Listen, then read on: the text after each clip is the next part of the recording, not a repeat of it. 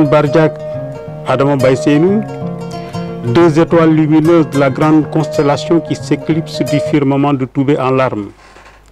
Bardiak s'est enveloppé du manteau soyeux de la nuit, Adama s'est couvert des rayons tièdes du jour naissant. Et Toubé, sous un ciel livide, endeuillé, s'effondre sous les gémissements des populations désemparées. Même les oiseaux surpris et interloqués avaient baissé le ton de leur concert. Le mugissement sourd et triste du vent couvrit le ciel et la terre.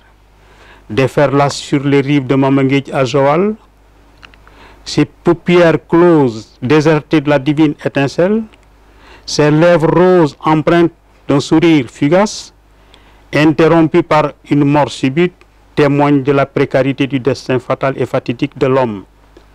La douceur de ce visage, Kassamba Dieye, ancien censeur du lycée Léopold Sédar Senghor de Joal, actuellement directeur du groupe scolaire Mamanguéj de Joal. Bon, ce recueil de poèmes intitulé Les tombeaux de la mémoire, j'ai donné ce titre qui est une image symbole, parce que je conçois que la tête d'un individu est un vaste cimetière dans lequel sont enterrés un certain nombre d'idées, de pensées, qui sont gardées jalousement et qui ne se révéleront jamais. Maintenant, l'écrivain, je le prends comme quelqu'un qui entre dans l'intimité de ces tombeaux, les réveille et fait parler ces défuntes créatures. C'est en somme une sorte de confession.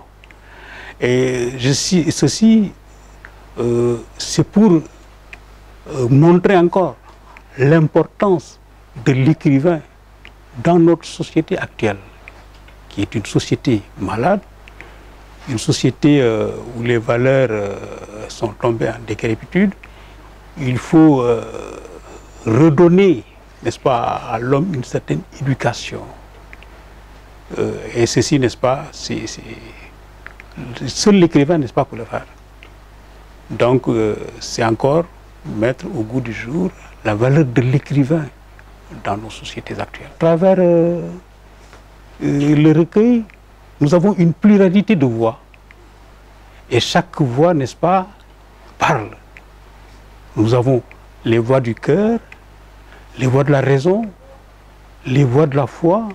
En tout cas, en somme, une pluralité de voix qui parlent librement et révèlent au grand jour ce qui était caché à l'intérieur, n'est-ce pas, de ces tombeaux de la mémoire.